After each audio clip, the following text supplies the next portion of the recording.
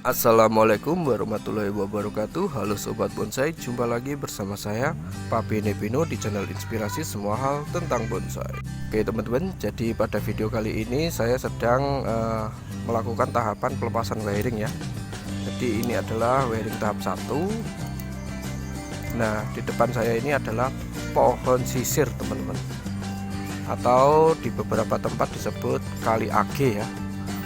Nah, dalam pelepasan seperti ini saya biasa menggunakan peralatan, yaitu tang cucut kecil seperti ini, dan juga tang potong ya jika diperlukan. Karena ada beberapa orang itu kalau misalkan melepas wiring pada terutama pohon sisir ya, karena dia ada durinya, dia langsung main potong saja teman-teman. Nah, seperti ini kan masih ada lilitan, seperti ini langsung dipotong karena agar mempermudah proses pelepasannya. Kalau menurut saya itu sayang sekali ya, sayang sekali pada kawatnya. Kalau menurut saya, tangan kalau kena duri nggak masalah, bisa sembuh, tapi kawat kalau udah putus ya tentu tidak bisa digunakan lagi. Tidak hanya itu, bahkan ada beberapa orang itu males untuk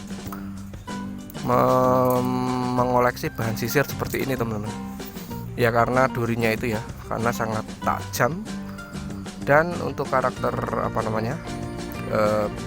pertumbuhan cabangnya itu dia memanjang teman-teman, memanjang, kemudian seperti sancang seperti ini ya. Jadi karakternya kayak pohon yang merambat ya teman-teman. Kalau di alam itu terkesan pohon merambat. Kalau menurut saya itu dibalik kekurangan sisir, yaitu durinya itu, menurut saya itu bisa menjadi suatu kelebihan dari bahan sisir itu sendiri teman-teman, atau pohon-pohon dengan karakter duri ya, karena itu memiliki keunggulan kita itu sangat mudah dalam merapatkan perantingan atau membuat percabangan baru, yaitu tentu saja untuk mata tunasnya itu sebenarnya ada di titik-titik tumbuhnya duri ini teman-teman. Jadi gini teman-teman, kalau misalkan teman-teman melakukan pruning, otomatis kan melakukan pruning daun dan duri. Nah, itu nanti kalau misalkan pohon ini sudah subur, di bekas potongan duri itu akan muncul tunas baru untuk karakter pohon-pohon berduri. Jadi sangat mudah untuk menentukan percabangan dan juga merapatkan perantingan kalau menurut saya malahan. Seperti halnya ini ya teman-teman. Jadi teman-teman juga bisa lihat, ini dulu kan nggak ada tunas atau cabang seperti ini ya. Jadi ini dulu adalah duri semua. Ketika saya lakukan pruning dan dia sudah subur, dia muncul tunas baru seperti ini. Nah, jadi sekali lagi bisa membuat kita itu lebih mudah dalam mengestimasi pertumbuhan tunas baru dan juga merapatkan percabangan atau perantingan. Tentu saja hal itu juga berpengaruh pada kerapatan daun ya. Jadi kalau bisa itu teman-teman memprogram suatu bonsai itu besarkan dulu batangnya atau cabangnya, kemudian rapatkan ranting, kemudian teman-teman bisa mendapatkan kerapatan daun yang sempurna. Jadi konsepnya adalah merapatkan ranting agar daun bisa merapat dengan sendirinya teman-teman, dan mengecil tentu saja. Nah, ini saya juga akan membahas beberapa polemik ya, atau pro dan kontra tentang jenis sisir teman-teman. Jadi di luar sana itu ada beberapa orang itu menganggap sisir itu ada dua jenis, yaitu daun bulat. Nah, dan daun bulat seperti ini dan juga daun lonjong. Teman-teman juga sudah tahu ya, kalau sisir itu ada yang berdaun lonjong memanjang. Tapi kalau menurut saya itu sama saja teman, itu masih satu pohon. Sisir itu kalau menurut saya tetap satu jenis. Nah, buktinya ini daunnya bulat ya, tapi di ujungnya tetap dia akan memanjang. Nah, memanjang atau berbentuk oval ya teman-teman. Nah, seperti ini dia tetap akan memanjang. Nah, sebenarnya hal itu dipengaruhi oleh kesuburan dari pohon itu sendiri teman-teman. Semakin dia subur, semakin dia memanjang untuk cabang-cabangnya. Dan pasti dia kalau misalkan sudah mendapatkan sinar matahari penuh, dia akan menjadi lebar seperti ini. Itu merupakan suatu suatu indikasi, kalau menurut saya malah indikasi kalau pohon ini benar-benar subur. Sedangkan untuk daun-daun pada pangkal cabang, dia akan berbentuk bulat seperti ini. Jadi kembali lagi, kalau rantingnya atau cabangnya rapat, daun akan menyesuaikan ukurannya sendiri, teman-teman.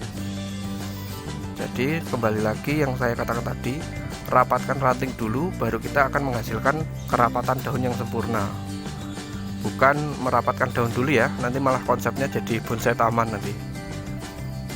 Jadi seperti itu. Jadi ini juga bisa teman-teman lihat ya, karena ini percabangannya rapat, maka daunnya membulat dengan sendirinya. Sedangkan yang atas, dia tumbuhnya kan nggak ada halangan ya, dan sinar matahari bisa full, dia tetap menjadi lebar. Jadi dari segi daun, sisir itu menurut saya satu jenis saja, tidak ada sisir daun bulat, tidak ada sisir daun lancip. Kemudian ada polemik lagi tentang masalah kekeringan pohon. Jadi kalau pohon sisir itu biasanya nilai plusnya ada pada keringan ya. Bahkan ada yang ngomong kalau sisir itu nggak ada keringan, itu bukan bonsai sisir namanya. Nah, di situ juga ada polemik. Ada orang itu beranggapan kalau sisir itu ada dua jenis lagi, yaitu sisir dengan keringan yang keras dan sisir dengan keringan yang bisa lapuk. Nah, seperti ini teman-teman. Ini menurut saya lapuk ini. Tapi ada sisir dengan keringan yang sangat keras. Contohnya seperti ini. Nah, ini adalah potongan dari pohon sisir ya.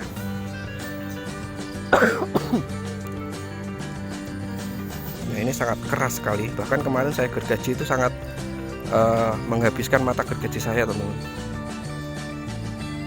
Cuman hal itu menurut saya tetap saja pada satu sudut pandang saya ya. Jadi sisir itu menurut saya juga masih satu jenis saja.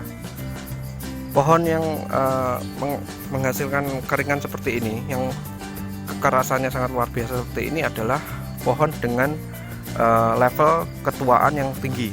Jadi semakin tua pohon, dia akan membentuk suatu kulit suatu batang kayu di tengahnya ya. Di tengah batang kayu itu mengeras dengan sendirinya. Seperti halnya ini, teman.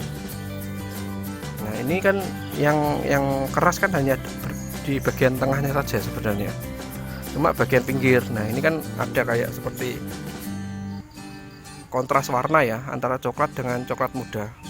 Nah, yang coklat muda ini sebenarnya bisa lapuk, teman-teman. Sedangkan ini untuk bagian tengahnya ini mungkin untuk batang bagian luarnya sudah lapuk. Jadi dia mengekspos bagian dalam. Nah, ini yang disebut dengan kalau bahasa Jawanya kayu galih ya, kayu galih atau kayu yang berada di tengah batang seperti ini, teman-teman. Jadi kembali lagi, untuk bahan sisir itu menurut saya satu jenis saja. Tinggal beberapa kondisi alam ya yang menentukan. Semakin dia subur, semakin dia cabang-cabangnya memanjang, tentu saja untuk daunnya melebar seperti ini. Cuma kalau perantingan atau percabangnya rapat, dia akan membulat dan mengecil dengan sendirinya. Seperti ini ya. Dan sekali lagi untuk batangnya juga, kalau misalkan batangnya ini sudah mencapai penuaan yang tinggi, dia akan sangat keras, tapi hanya bagian tengahnya saja. Sedangkan bagian pinggir dia akan tetap lapuk, teman-teman. Seperti itu ya. Itu adalah sekilas tentang karakter sisir menurut saya. Jadi kembali lagi tentang kesuburan tanaman itu sendiri. Nah, jadi kita lanjut pada pelepasan wiring ya. Jadi seperti video saya sebelumnya, kapan kita melakukan pelepasan wiring? Ketika untuk batangnya itu atau untuk kawatnya itu sudah masuk ke dalam kambium kulit seperti ini, teman-teman. Nah, ini akan menimbulkan bekas ya biasanya kalau misalkan nggak terkontrol untuk wiringnya. biasanya akan sangat dalam, dan tentu saja menurut saya juga merusak penampilan dari pohon itu sendiri. Karena konsep programan pohon bonsai saya itu, saya lebih suka konsep dengan spesifikasi kontes ya teman-teman. Jadi kontes itu kan ada penilaian, salah satunya adalah penilaian tentang penampilan. Nah, penampilan pohon itu kalau bisa kan benar-benar mulus, hampir tanpa sentuhan kawat atau sentuhan manusia ya. Tentu saja untuk bekas kawat seperti ini merupakan sentuhan manusia. Jadi saya itu berusaha untuk tidak menampakkan sentuhan manusianya. Jadi benar-benar terkesan alami teman-teman. Kecuali untuk cacat-cacat seperti yang diakibatkan oleh alam seperti ini. Ini justru akan mendapatkan suatu nilai plus ya, karena ini adalah sebuah karakter dari pohon itu sendiri. Nah, seperti ini kan perlu copot, apalagi untuk bahan serut teman-teman. Saya tidak intinya mengingatkan teman-teman saya juga, pohon serut itu harus benar-benar kontrol kawat, karena untuk pohon serut sendiri penyembuhan lukanya sangat lama. Perlu dilakukan pengelosan dulu agar cacatnya itu benar-benar sembuh. Kayak gitu ya teman-teman. Kalau saya lebih suka memotong atau mengenolkan kembali kalau cabang itu benar-benar sudah luka.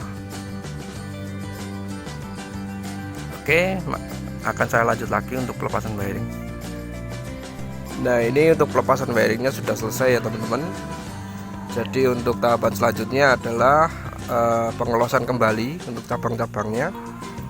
Nah, ini kan tidak ada yang saya potongin teman-teman. Jadi saya lakukan pengelosan kembali untuk mempercepat penutupan luka yang disebabkan oleh kawat tadi teman-teman. Nah, seperti ini ya. Mana tadi? Seperti itu. Jadi konsep penyembuhan pada tanaman itu sebenarnya juga diakibatkan oleh kambium teman-teman, penarikan kambium ya. Jadi ketika pohon ini kita loskan untuk tunasnya atau untuk cabangnya, tentu saja dia akan mengalami penarikan kambium. Nah, sebenarnya yang menyembuhkan luka-luka seperti ini adalah penutupan kambium itu sendiri. Tentu saja kembali lagi pada kesuburan tanaman itu juga ya. Jadi memang konsep pada programan bahan saya itu memang saya berfanatik pada konsep spek kontes ya teman-teman. Sekalipun untuk bahan-bahannya tidak ada pikiran saya dalam memasukkannya ke ranah kontes. Seperti halnya pohon ini. Sebenarnya pohon ini juga tidak ada keinginan untuk masuk ke ranah kontes. Tapi kembali lagi tentang kepuasan. Saya itu lebih puas kalau bonsai saya atau bonsai yang saya garap itu memiliki konsep programan kontes. Seperti itu teman-teman. Jadi kalau untuk konsepan seperti itu tergantung pada masing-masing individu ya. Kadang ada beberapa orang itu juga lebih suka pada aspek keindahan atau aspek keunikan dan lain sebagainya teman-teman. Oke, jadi mengingat ini adalah bahan seni itu tidak terbatas untuk pengolahannya. Cuman tentu saja kalau dalam seni bonsai kita harus mengikuti pakem-pakemnya. Seperti halnya pohon itu harus memiliki pakem kenaturalan. Kayak gitu teman-teman. Jadi tetap ikuti channel saya untuk melihat tahapan-tahapan yang akan saya lakukan berikutnya, dan juga inspirasi semua hal tentang bonsai lainnya. Terima kasih sudah menonton. Assalamualaikum warahmatullahi wabarakatuh.